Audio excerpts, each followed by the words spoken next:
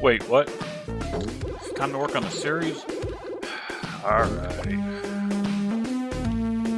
Let's move over to the PC. Welcome to part 3. We're going to start this off by installing Amiga OS 3.9. Kind of went back and forth in my head if I stayed with 3.1 or 3.9, but for myself I've been using 3.9. It's convenient, so let's do that. And it's easy enough to find. If you don't have an original copy, it's abandonware. It's over on archive.org. You can download it here. And then the Boeing bags, which are the updates, Boeing bag 1 and 2, they're pretty easy to find with Google search. Quick Google search showed me this os.amigaworld.de. This looks legit, but like I said, if you Google it, you can find various sources. So we're going to be using WinUAE pretty extensively in this part. So let's configure it.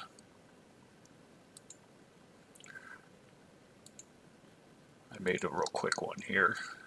Load this and I'll show you. I'm recommending just set the basic 68030. GIT and fastest will probably work here, so let's go ahead and do that. And besides that, there's not much more. I mean, you're going to need your ROM, 3.1 ROM, obviously. But besides that, I would just give yourself some RAM. 2 megabyte chip. It's probably even overkill there, but then the fast is kind of important for when using OS 3.9. So just give yourself some extra fast RAM. 128 is going to be plenty. And now we're going to go ahead and insert your SD card.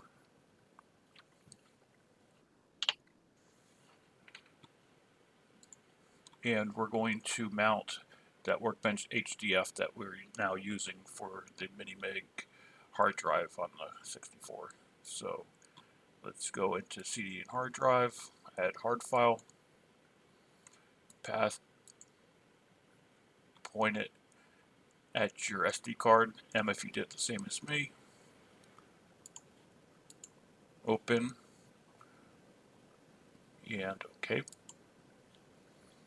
And now with no floppies installed in this emulator, it's just going to load that, and it's going to load it and run it. So, but we also want a CD drive. So let's add CD drive. We're going to actually use an image and navigate to where you have your image at.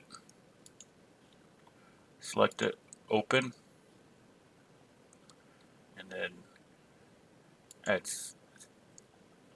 click that add SCSI ID/ID CD drive, select that ISO, add, and you want to select CDFS auto mount CD DVD drives. And let's go ahead and start. Alright, and right away it works. Not much extra needed, or actually nothing extra needed. That just works. So let's double click Amiga OS 3.9, and we want version 3.9 and 3.9 installation. We're not going to create an emergency disk right now. We want full installation. We want to proceed. Proceed. Proceed. License agreement. Let's proceed. And we want to put this on DHO Workbench. Proceed. English unless you're using a different language. Proceed. No printers. Proceed. No printers. I'm using American key maps. Choose whatever one you need. Yeah, backdrops. Yeah, sure. Why not?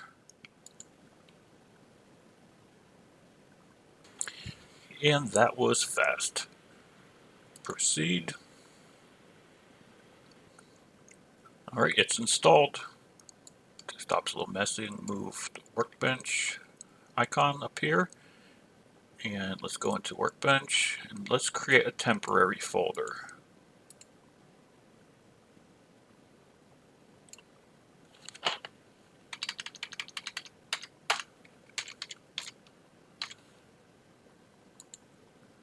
Okay, we're going to use that here soon. Hit F12, and we want to add a directory. Select directory, downloads, Amiga S39, updates, select folder. Okay, restart. Start. And it's mounted. Let's move the icon up. Open that. We want to show all.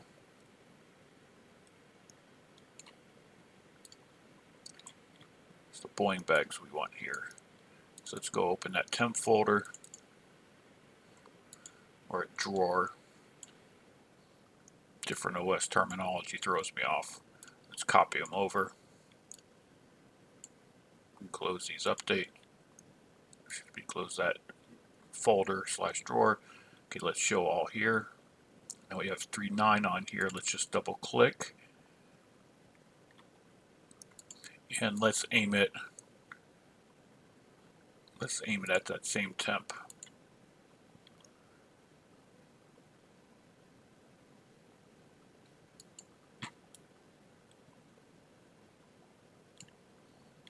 Okay, we updated that folder. Let's open this Boeing bag. Let's install. We're going to proceed. Proceed, install for real, proceed. Make sure it's pointed at your workbench, proceed. Proceed. No extra languages here unless you need one, proceed. And proceed. Proceed. And out of abundance of caution, let's go ahead and reset. Hit F12. And let's reset. Okay, let's go back in that temp folder. Let's show all.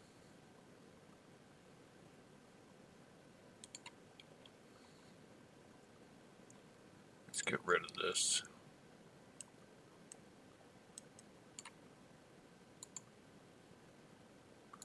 Double click Boeing bag 2. Let's point it at that same temp folder and start.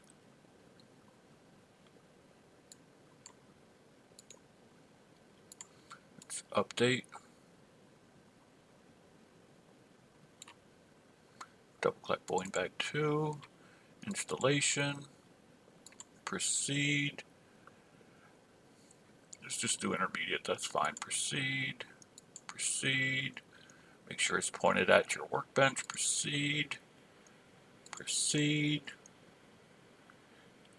Yeah, we should be fine with the ROM updates. Probably more helpful than not.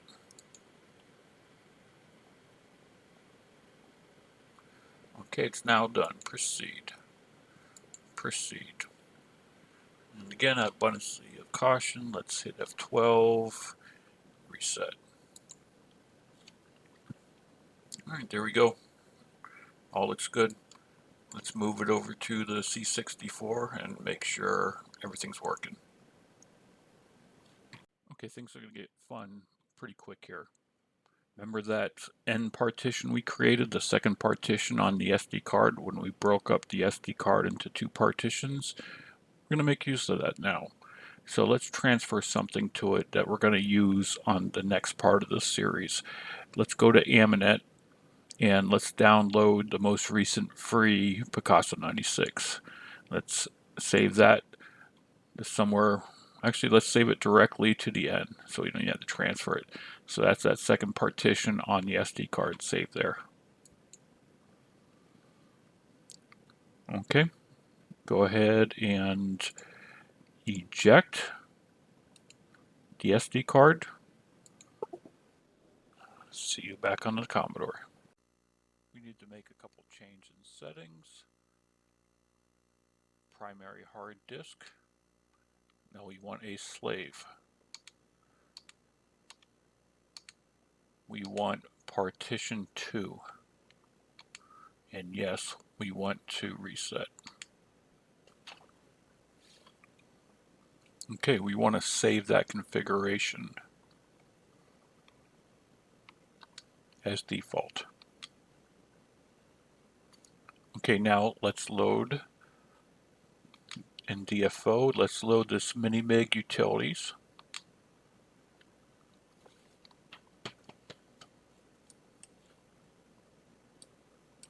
Move it up. We can pretty up this desktop later. Desktop workbench.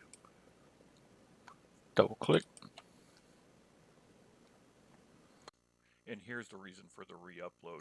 There was one omission in the original video which would probably throw a lot of people off. So apologize for the re-upload, but I'd rather get it fixed and have it done right than have an incorrect one with some comments down in the comment section trying to fix it. No, let's just do the re-upload. Anyhow, the omission is we need to install FAT95 directly. It's not included with OS 3.9. So move that over to your RAM disk and go ahead and show all. Let's extract it here. RAM disk is a temporary workspace. Let's extract right here. Okay, and start.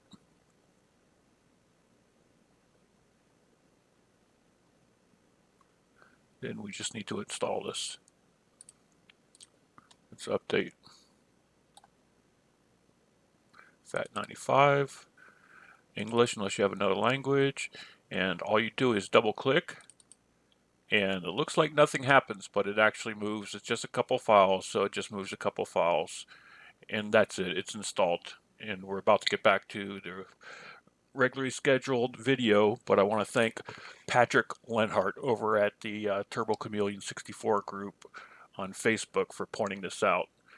This could have caused some people some heartburn, and I don't want heartburn in this series. I want people to have an easy path to setting up their Amiga on their 64. So thank you, and back to the video. And here's what we want, ST0. Go in Workbench, open Devs, DOS drivers, and go ahead and drag and drop into DOS drivers. Okay, let's go ahead and reset. And what do we have here?